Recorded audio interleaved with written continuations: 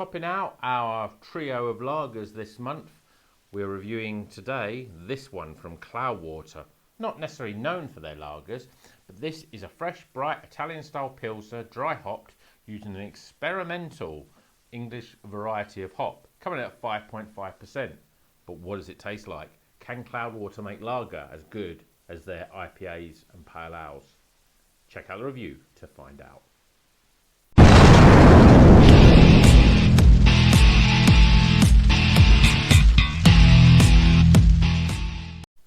Welcome back to Rocker's Beer Review.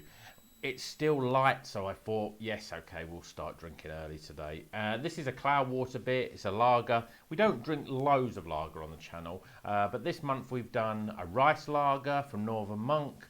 What was the other lager we did? Oh yeah, the Big Foam as well, which was another really great lager. So this one is called Oxbow, and it's in this nice sort of brightly sort of rainbow coloured almost can. And this is our friends at Oxbow. This is Cloudwater speaking. Our friends at Oxbow are one of the Italian-style Pilsner's biggest advocates, helping popularise the style outside of its home country. So obviously this is a collaboration with Oxbow. And what else can I tell you about it, really? It's obviously an Italian-style Pilsner. Now, it's difficult to... When you think of Italian-style Pilsners, obviously you think of like Peroni, Birra Moretti. They're the two big brands, really. But you don't really see an Italian-style lager, you know, with craft beer. You know, you see your German different varieties there. That's certainly the popular and even the Belgian ones. But this one says... some of our earliest explorations of native hops came through lager beers, and this crisp pills allows the fresh lemon and pine notes of the variety to sing.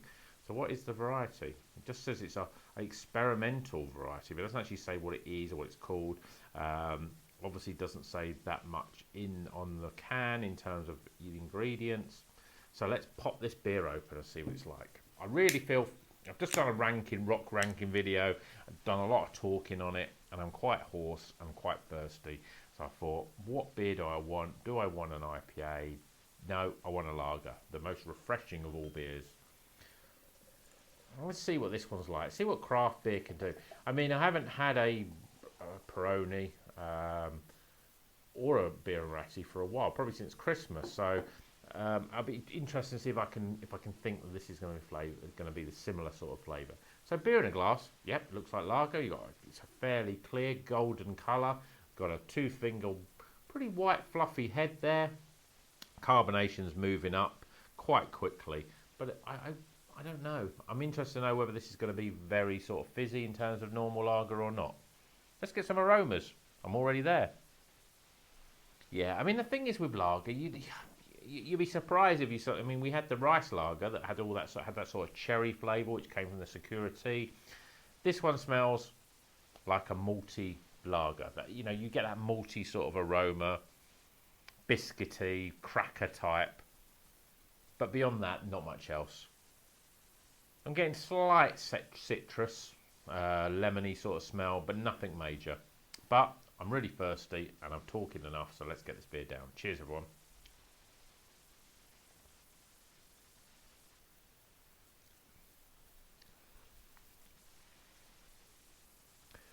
For a lager, it's got quite a strong malty flavour to it. In fact, it's probably the maltiest of lagers that I've had for a long time.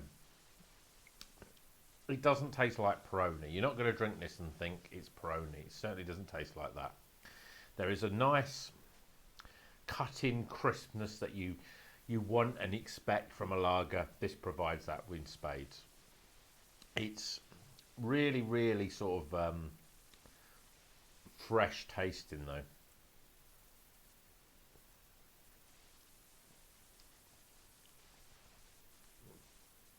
Slight lemony flavour, but it's big on the maltiness. Nice malty, really, and quite dry. Now that's the thing with, I think, Italian lagers, they can be quite dry. You're going to drink them in the sunshine. You sit outside, by the sea maybe, you know, on the Italian Riviera, and that's what you want, a nice cold beer, and you want that refreshment, but you want that nice dryness that makes you keep wanting to drink more. This is a really nice lager. It's interesting though, because With craft beer like this, I don't know. Am I getting much more than that from that than I am from a premium lager that I can buy in the supermarket? Yes, I think you are. You can tell it's a quality product. This was, I think, how much was this? £3. I think about £3.30, something like that. So you do find that with the craft lagers, when you go into like bottle shop, or if you go into your bottle shop and you go through, or even if you go to the breweries direct and you look through and you look at obviously your double IPAs are the more expensive, IPAs, pale ales, and lagers are usually one of the cheaper varieties. So it's not bad for £3, but it's not the best in terms of value for money.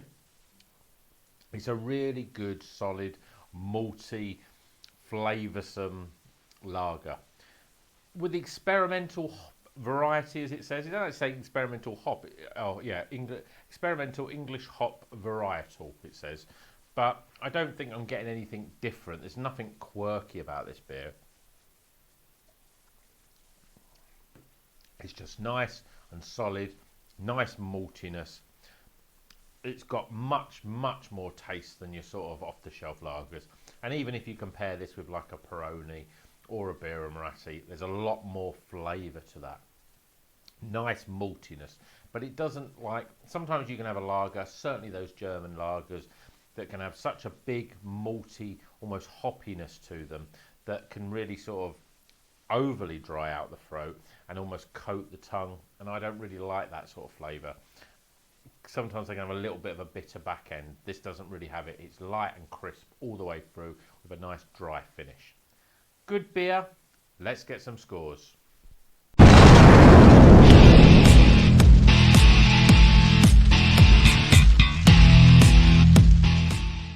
Okay, the scores are in for this Cloudwater and Oxbow Italian style Pilsner. It doesn't really have a name. It's by Cloudwater and Oxbow. It's in this lovely bright can, 440ml. It's 5.5%. I never mentioned the alcohol, so it's at that sort of premium style lager in terms of the alcohol content.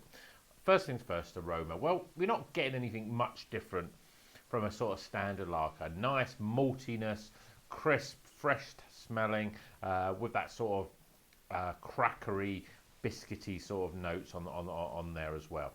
It's, you know, it's a lager and it doesn't really smell of anything different than just a nice lager. So I'm giving it a 12. Appearance. Well, nice golden colour. We've got a nice sort of, you know, the head is there or thereabouts. It's, you know, again, it's a lager. It doesn't really, you don't get much difference in terms of the lager. So I'm giving it a solid lagery 8 out of 10. Flavour wise, well, I think for a lager this is pretty good actually. It's got a nice maltiness, but it's not overly sort of malty and with that sort of bittery sort of taste that you can get with a lot of German beers. It's very light and very crisp and refreshing with a nice dry finish. I think it's a solid lager. I'm giving it 34 for flavour.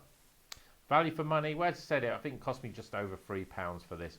You know, it's not the cheapest beer that you can buy, and certainly lagers. You think of the lager you buy in the supermarket. You know, you can buy, even Peroni is certainly not cheap, but it doesn't work out as expensive as that. It's good, but it ain't great, so I'm giving it a mid 7 out of 10. Overall experience though, this is a really good lager. I mean, I don't drink much lagers these days, but when I do drink a lager, I know ones that I want to have, ones that have got a bit more flavour, and this one has that. It's got a nice flavour, nice body, but it's nice, crisp and refreshing that you want from a lager.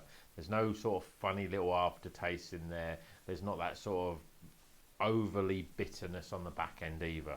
So I've really enjoyed it, and I'm giving it a 16. I could drink 3 or 4 of these with no problem at all. 16 overall experience. So we top those scores up and we're getting a pretty good 77 out of 100. It's a White Snake beer. So let's slide this lager down slow and easy. Let me know if you've had any lagers recently that are a bit different, that have got a taste that you just want to tell everyone about. Certainly for me, I think the Big Foam was a really good lager. It's something that I'd really want to seek out and find again.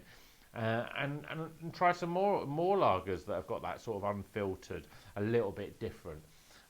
Certainly as we get to the summer, I think lagers are something that you want to drink more of. So let me know in the comments your favourite lager. And until the next one, keep on rocking.